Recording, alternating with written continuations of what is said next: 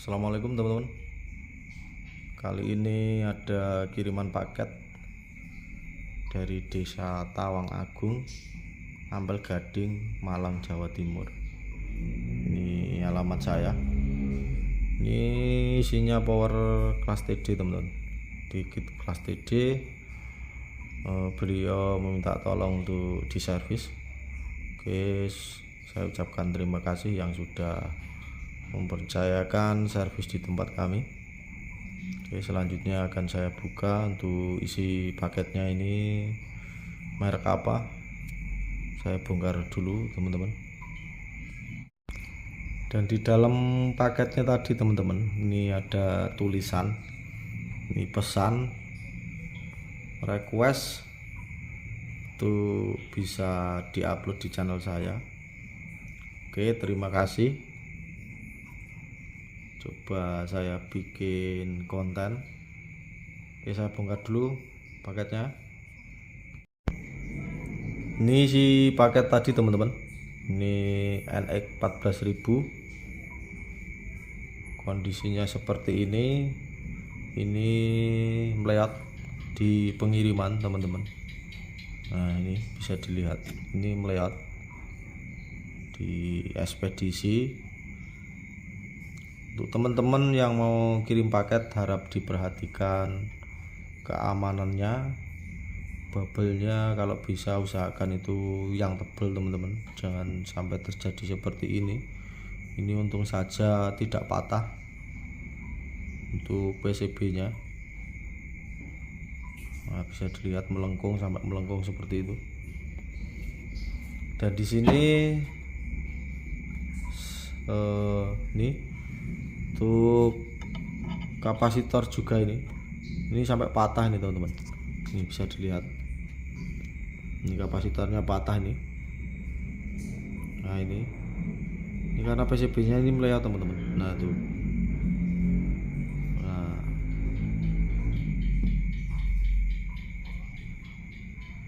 seperti ini. Dan untuk MOSFET-nya ini pecah ini karena kerusakan. Nah, ini rusaknya, ini MOSFET ini pecah. Pasti untuk transistor final ini juga banyak yang short teman-teman, karena MOSFET ini sampai pecah seperti itu. Oke, ini saya cek satu persatu nanti kendalanya di mana. Oke, saya cek dulu teman-teman. Oke teman-teman, ini sudah saya siapkan multitester. Di langkah pertama kita cek untuk fuse-nya. Ini fuse-nya aman, tidak putus. Coba yang sebelah sini, ini juga aman, tidak putus. Nah, karena fuse-nya tidak putus, makanya MOSFET-nya sampai pecah seperti itu teman-teman. Oke, selanjutnya cek MOSFET-nya apakah short. Nah, ini MOSFET-nya short teman-teman. Untuk transistor finalnya coba dicek, transistor final juga short. Nah, ini oke, ini akan saya coba copot dulu untuk transistor dan MOSFET yang short teman-teman. Nanti lanjut ke pengetesan bagian AB-nya. Seperti biasa, sebelum mengerjakan di bagian tracking, kita harus pastikan dulu bagian AB-nya sudah normal. Dan nanti akan saya ganti untuk kapasitor yang patah ini. Terus ini akan saya copot dulu semua teman-teman, biar presisi seperti semula, karena ini PCB-nya sampai melengkung. Oke, saya copot untuk komponen yang short dulu teman-teman. Ini sudah saya copot semua teman-teman, untuk transistor dan MOSFET yang short. Transistor final sudah saya copot, dan Di sini tafnya juga saya copot karena rusak transistornya. Oke, selanjutnya akan saya cek biasnya di bagian AB-nya apakah sudah keluar. Jadi tanpa memasangkan transistor tab bisa teman-teman. Ini sudah saya pasangkan power supply, dan ini untuk supply 24 voltnya juga sudah saya pasang. Oke, selanjutnya saya nyalakan power supply, saya cek bias di transistor tab-nya apakah sudah keluar. Oke, sudah saya nyalakan dan bisa dilihat nih sudah bisa keluar teman-teman untuk tab-nya. Itu artinya untuk driver AB-nya aman. Dan untuk selanjutnya nanti akan saya pasang pendingin teman-teman, atau tabnya ini saya pasang langsung ditempelkan ke pendingin supaya nanti lebih mudah untuk mengecek bias yang keluar di transistor final, supaya transistornya juga tidak panas. Oke, saya pasang dulu untuk transistor tab, langsung saya tempelkan sama pendinginnya. Ini sudah saya pasang heatsink teman-teman. Untuk transistor tabnya juga sudah saya pasang. Ini kenapa saya copot semua transistor sama MOSFET-nya, karena memang banyak komponen yang rusak teman-teman. Disebabkan fuse-nya ini tidak putus.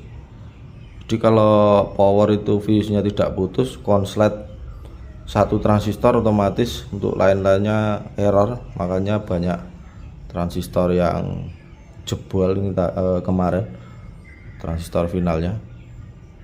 Oke, selanjutnya saya tes untuk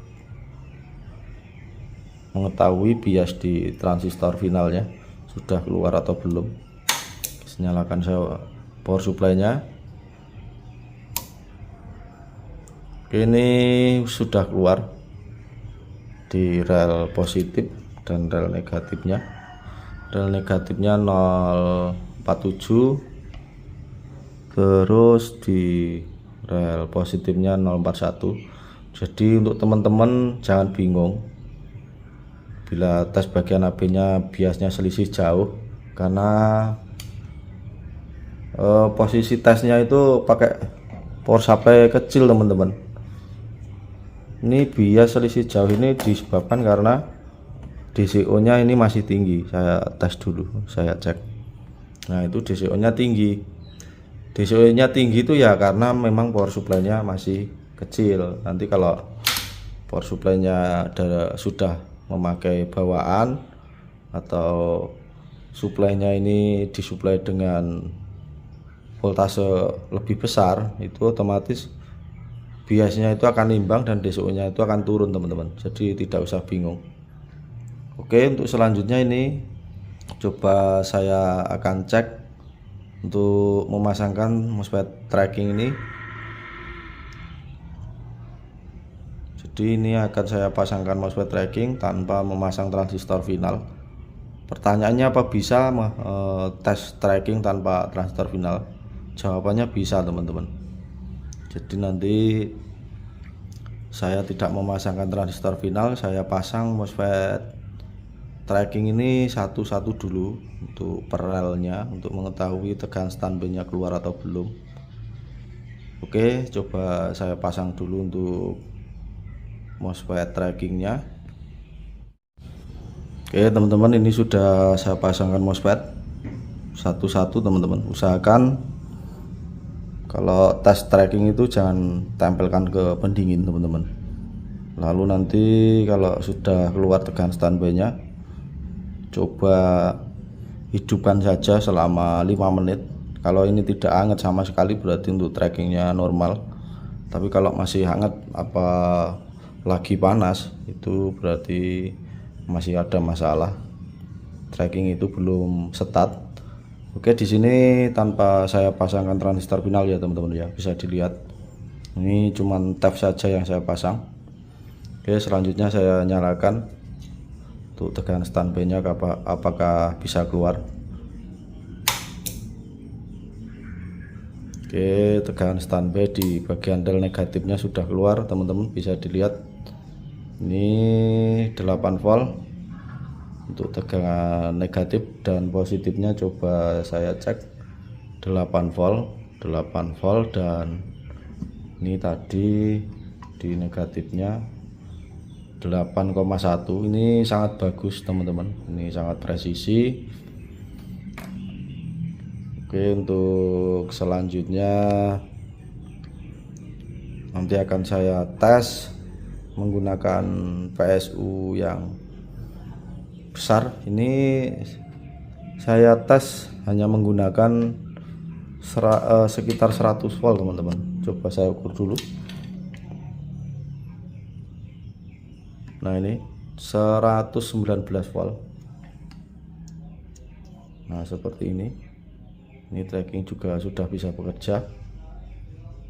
Oke, saya pasang transistor final dulu dan saya lengkapi MOSFET-nya, lalu nanti kita tes lagi. Oke teman-teman, ini sudah saya pasang transistor final MOSFET, ini sudah lengkap, tinggal pengetesan saja. Jadi teman-teman yang masih tahapnya pemula seperti saya itu wajib kalau servis kelas TD itu yang penting intinya jeli teman-teman, harus dicari satu persatu komponen-komponen yang rusak, pasti akan bisa.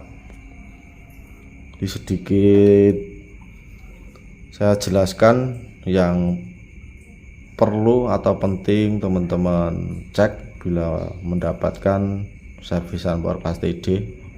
Ini transistor bias limiter ini harus dicek, sebelah sini juga sama. Terus transistor muting ini harus dicek. Terus ini ada resistor 1 ohm ini juga harus dicek, di sebelah sini juga sama. Untuk di bagian tracking yang wajib dicek itu terutama MOSFET totem Gen 27 volt di PWM, dan ini IC optocouplernya. Oke, sekarang coba saya nyalakan powernya, apakah tegangan standby sudah keluar. Oke, power sudah saya nyalakan, dan ini untuk tegangan standby nya sudah keluar. Nah, sudah keluar normal teman-teman.